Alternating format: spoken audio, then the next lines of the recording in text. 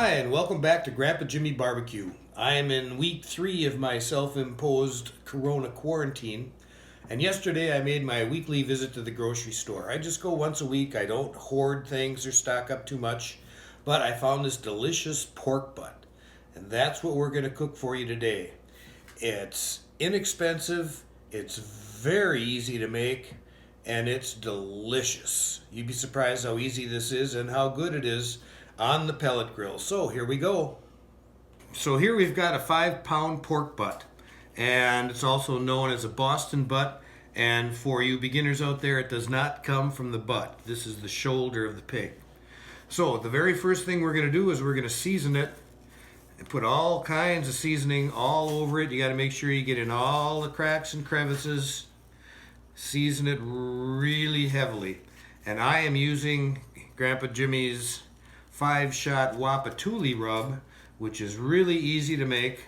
I showed you how to make that in my caveman steak video.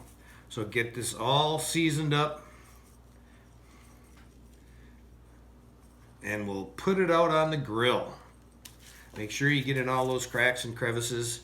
Not a bad idea to let it sit for 10 or 15 minutes before you put it on the grill too. Let that seasoning soak in just a little bit. Okay, so we're all seasoned up. You see I got my temperature probe in here. This is a 5-pound pork butt. I'm going to set my pellet grill at 250 degrees, and I'm going to let it go for about 4 hours. Now, once every 45 minutes or an hour, I'm going to spritz it with a little A&W. Hey, she's looking pretty good now. Don't forget to spritz it like that every 45 minutes or so, maybe a half an hour. It's up to you. All right, she's looking pretty good. It's been on for 4 hours. My internal temperature is at 165. Now we're gonna take it off and put it in a pan. And now we're gonna add some super special seasoning to it and cover it up. Let's see how that works. So it looks good, but it's not done yet. This I've done before.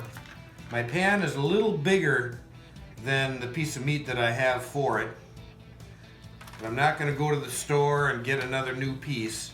And what I'm going to do here is I'm putting about a half a bottle of A&W root beer over the top. Good stuff. I've done this before. And then I take some liquid smoke, which is very strong stuff. And I don't put that on the meat. I just put a couple of drops into the juice that we're making. Don't overuse that, it's very strong stuff. And this is my new experiment for today. I'm gonna put a little bit of Frank's Red Hot over the top and paint it on, nice thin layer. I'm not so sure how this is gonna work out because I haven't done it before. I like Frank's, but I don't want it to be overpowering.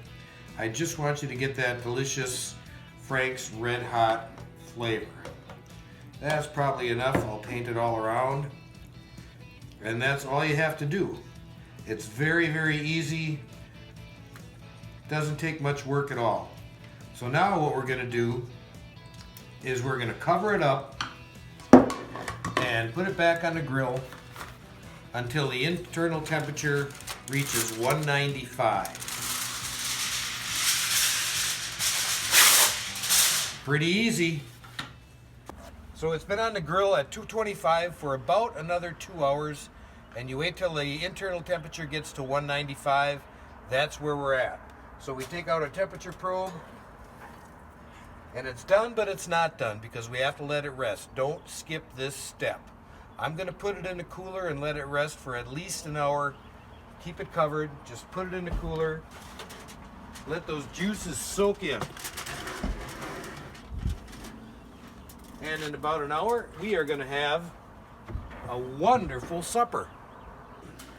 So we're done. It's been in the cooler for an hour. There's ways you can have fun with this and try different flavors. I used A&W root beer, and I put Frank's Red Hot sauce on the top. I've used Dr. Pepper before. I've used apple cider before to spritz it and make a little juice. So use your imagination. Come up with something new and exciting. I'm really anxious to try this with the A&W and the Frank's Red Hot. I think it's going to be pretty good. So here she is. It looks perfect to me.